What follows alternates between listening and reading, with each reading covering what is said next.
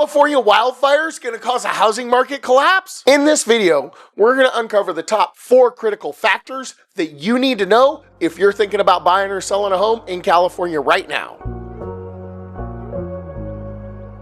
With many homes and communities at risk here in California, how does that impact buying and selling if you're thinking of doing it? Because people are still buying and people are still selling. So here's my take on it and my top 4 critical factors that you need to know before making a decision to buy or sell a home. The first thing I've heard a buzz about is this loss of inventory going to cause a huge impact on an already tight inventory market. Let's take a look at some real world numbers so that you can understand what inventory looks like here in Southern California, and more specifically in LA County. Is there limited inventory for sale?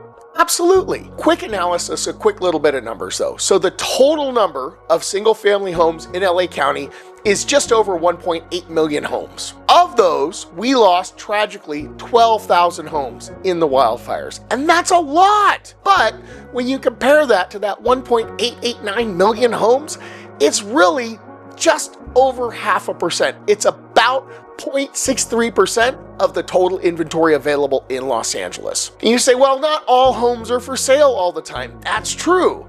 So I went ahead, did a little research. In December 31, 2024, Zillow Group reported that there were 14,742 homes for sale. That's a pretty slow month for us in real estate, but even that is an average of about 0.73 homes for sale at any given time. So if we lost almost the same number of homes that are for sale at any given time on the market in one stroke, is that huge? Yes, but I don't know what percentage of those people were selling. Remember, the 12,000 homes that were lost, again, it's tragic. I'm not making fun of anybody. It's horrible. But the 12,000 homes that were lost represent such a small percentage of the total inventory available on the market. I think we get to understand that that's really not enough to impact it. Number 2 critical thing that you need to know. Homeowners affected by the wildfires are more likely to rebuild. Now, are they going to rebuild tomorrow? No. Absolutely not. LA County is notorious for its nightmare permitting process, and on top of that, a lot of these homes were in coastal areas, which is governed by the California Coastal Commission. So the rebuilding process is going to take years and years and years. And some people will have better luck with their insurance companies, smoother process. They'll have an easier permitting process, depending on whether they're rebuilding the same structure or whether they're rebuilding a different structure. So we're not going to see a whole glut of brand new builds coming on the market at one time in those particular areas, because I just think it's going to take different people, different amounts of time to get through the process of both permitting and approval from the Coastal Commission. So I think that's going to be a big factor in how soon people rebuild, how long it takes, and whether or not they rebuild. Although, again, statistics show that most people in those situations do tend to rebuild in those same areas. The number of people renting, not buying, has gone through the roof in those areas. I'll give you a little example.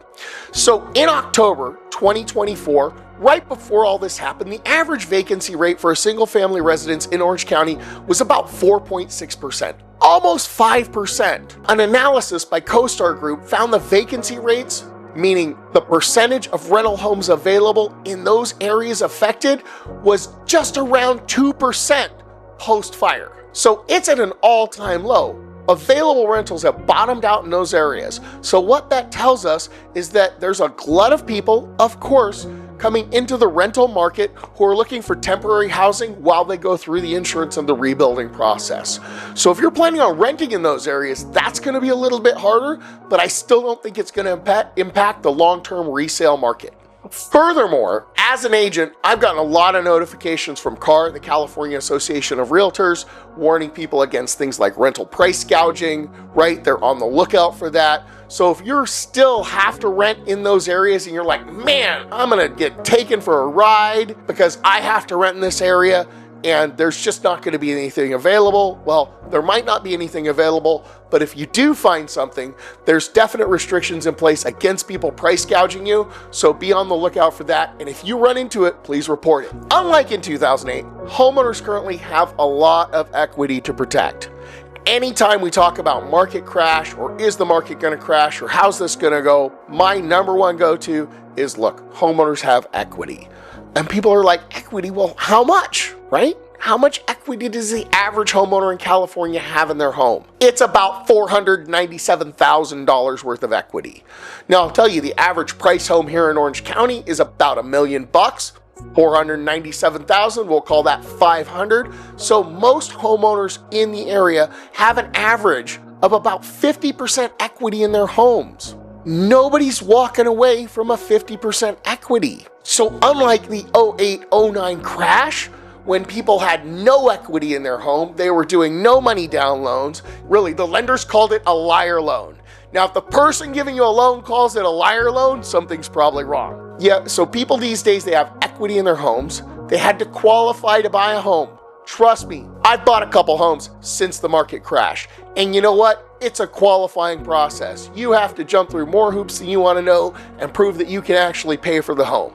It's amazing. And those same people who have a lot of equity and had to qualify and put a bunch of money down to buy their homes, they've been making their payments on time for the last 10 to 15 years. So those people who have equity, have invested time, money, and effort, and have been making their payments on time, none of those people are walking away from their homes. And it would take a huge tipping in order to cause a collapse or a crash, not just the loss of less than about 0.5% of inventory. So my first year in real estate, 2010, I was a brand shiny new agent. I had a real estate salesperson's license, right? Not like now where I'm a licensed broker. I had a salesperson's license, and I went to my first brokerage and I started talking to people about buying a home. And one of the very first people I talked to came in, they sat down, they said, Lucas, the market crashed 2 years ago. I think it's going to crash again. I'm going to wait for the next crash to buy. Now me, being a good, consistent, and persistent follow-up person, I wasn't a great salesperson yet at the time, but I was a good follow-up person. I followed up with that person for 3 years while prices went up and up and up. And finally I called him one day. I said, John, I know you've been waiting for it to crash. It's not going to crash. You should buy a home. And he said, Lucas, now I can't afford it. So if any of you are actually waiting for a crash or you're waiting for a collapse, stop. Stop doing it right now. Do whatever you can to become a homeowner. Don't wait for the next big crash that might or might not come, and start building your equity right now. Stop waiting for a crash. It's not going to happen. And if it does, just like the last time the market crashed, it's going to impact our entire economy. It might affect your job. So none of us should hope for a crash. None of us should be waiting for a crash. And all of us who want to become homeowners or make a move should make that happen sooner rather than later. So there you have it, folks. There's my top 4 critical factors that you need to know before making your next move and buying a home. If you found this video helpful, smash the like button. Share it with your friends who are waiting for a crash or thinking about moving. Maybe that'll help them make the move that improves their life. Thank you so much for watching. Happy house hunting, and I'll see you in the next video.